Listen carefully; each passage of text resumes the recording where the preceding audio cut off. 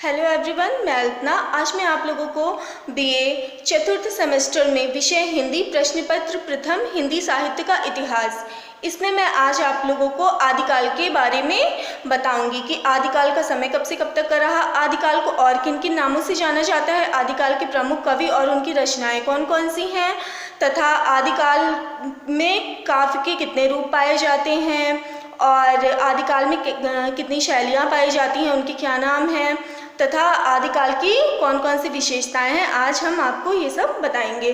तो आइए जानते हैं आदिकाल के बारे में।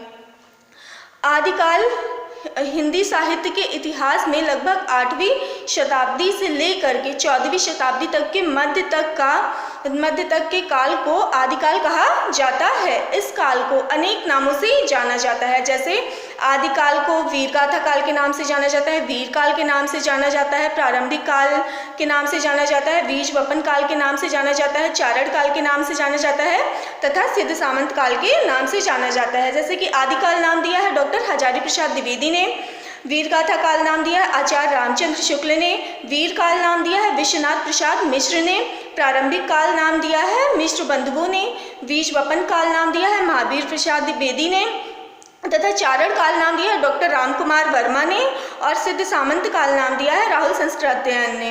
अब हम आगे चलते हैं और जानते हैं कि आदिकाल के प्रमुख कवि और उनकी रचनाएं कौन कौन सी हैं।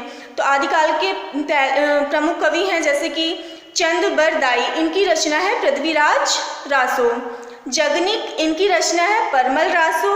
तीसरे हैं नरपति नाल, इनकी रचना है विशल देव रासो। चौथे हैं दलपति विजय, इनकी रचना है खुमान रासो। पांचवें अमीर खुसरो, इनकी रचना है खुसरो की पहेलियाँ तथा विद्यापति, इनकी रचनाएं हैं पदावली। अब हम आगे चलते हैं और जानते हैं आदिकाल में प्रमुख कौन कौन सी प्रवृत्तियां मिलती हैं। तो आदिकाल में प्रमुख 3 प्रवृत्तियां मिलती हैं। पहली है धार्मिकता, दूसरी है वीर गाथात्मकता और तीसरी है श्रृंगारिकता। तो धार्मिकता इसलिए नाम से ही पता है क्योंकि इस काल में बहुत ही ज़्यादा धर्म के ऊपर बल दिया जाता था, धर्म का बहुत ही ज़्यादा प्रचार था, इसलिए इसमें धार्मिक प्रवृत्तियाँ मिलती हैं। और वीर गाथात्मकता, जैसे युद्ध बहुत सारे हुए हैं, वीरों का बहुत वर्णन हुआ, इसलिए वीर गाथात्मकता। और श्रृंगारिकता, श्रृंगार का भी बहुत अच्छे ढंग से वर्णन किया गया है। अब हम जानें आगे चल के कि आदिकाल में काव्य के कितने रूप पाए जाते हैं। तो आदिकाल में काव्य के 2 रूप पाए जाते हैं, पहला प्रबंधात्मक काव्य कृतियाँ और दूसरा मुक्तक काव्य कृतियाँ।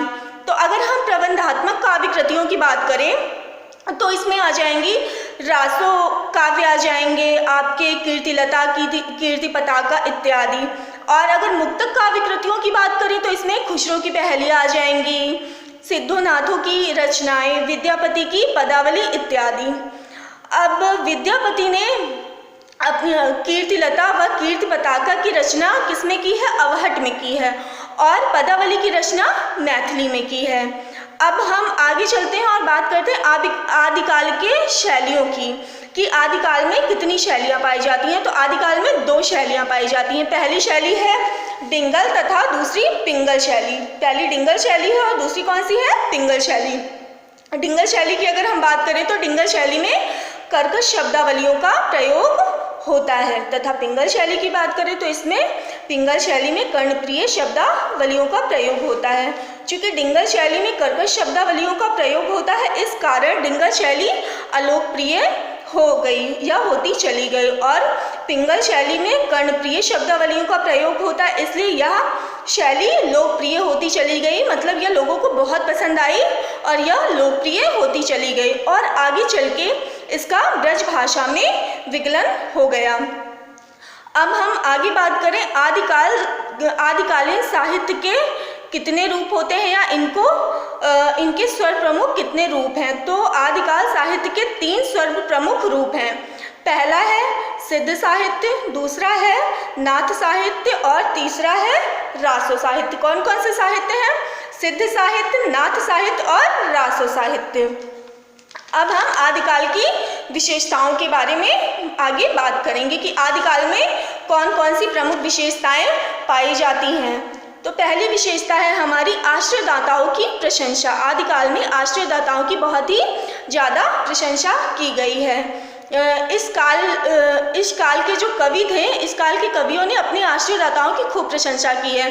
जो कवि थे वो राजा लोगों के यहाँ रहते थे। आश्रय कौन देता था? राजा लोग देते थे। इस काल में कवि जो है राजा लोगों के यहाँ रहते थे, इसलिए वो उनके यहाँ रहते थे, इसलिए इन कवियों ने अपने आश्रयदाताओं की बहुत ज़्यादा ही प्रशंसा की है। उन्हें कभी भी गलत नहीं बोला है, उन्हें कभी भी पराजित या कायर नहीं दिखाया है, हमेशा उनकी तारीफ में ही बातें की हैं। इसलिए इस तरह से इसमें आश्रयदाताओं की बहुत ही ज़्यादा प्रशंसा की है। तथा स्वर्ण मुद्राओं के लोभ में कवियों ने राजाओं का झूठा यशोगान किया है।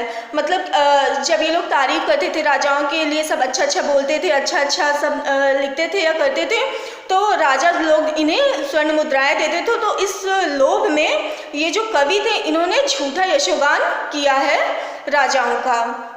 और हमारी दूसरी विशेषता है आदिकाल की ऐतिहासिकता का अभाव। इस काल में इन रचनाओं में इतिहास प्रसिद्ध चरित्र नायकों को लिया है, परंतु उनका वर्णन ऐतिहासिक नहीं है। यहाँ इतिहास की अपेक्षा कल्पना की प्रधानता है। तीसरी विशेषता है हमारी अप्रामाणिक रचनाएं।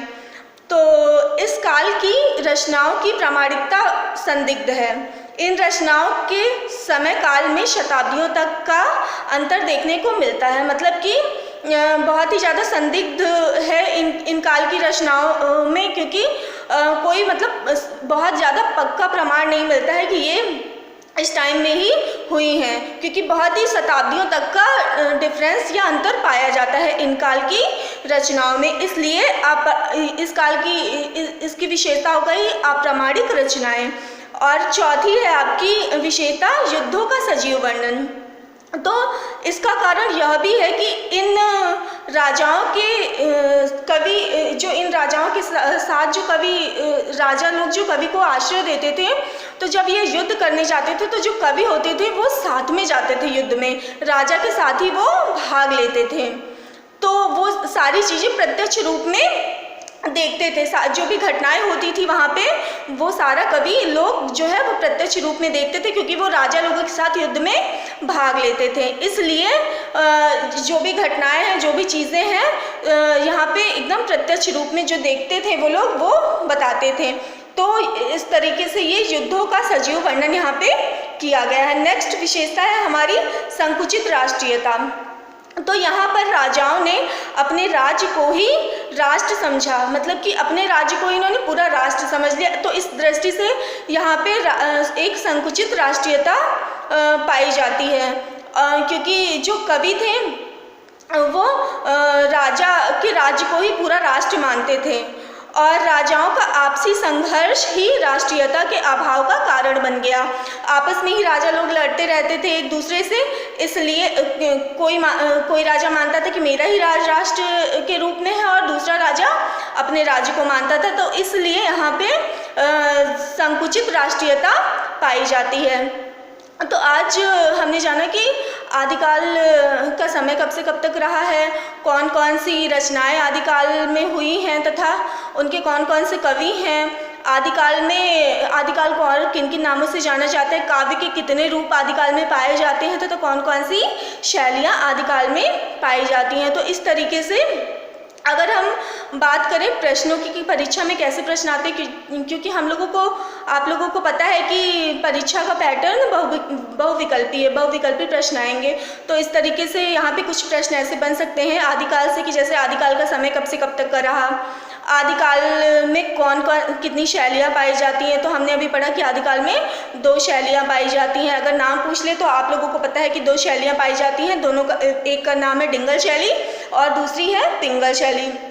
अगर क्वेश्चन ऐसे भी बन सकता है कि डिंगल शैली कैसी शैली है, तो डिंगल शैली कर्कश शब्दावलियों के कारण ये अलोकप्रिय हो गई। लोकप्रिय शैली अगर पूछे तो पिंगल शैली हमारी लोकप्रिय शैली है। तो कुछ इस तरीके से प्रश्न यहाँ पे पूछे जा सकते हैं आदिकाल के। अगर हम पूछ ले कि विद्यापति की कौन सी रचना है, या फिर विद्यापति ने कीर्तिलता और कीर्ति पताका की रचना किसमें की है, तो इस तरीके से आप लोगों को हमने बताया है, तो आप लोग अच्छे से आंसर दे सकते हैं। Thank you.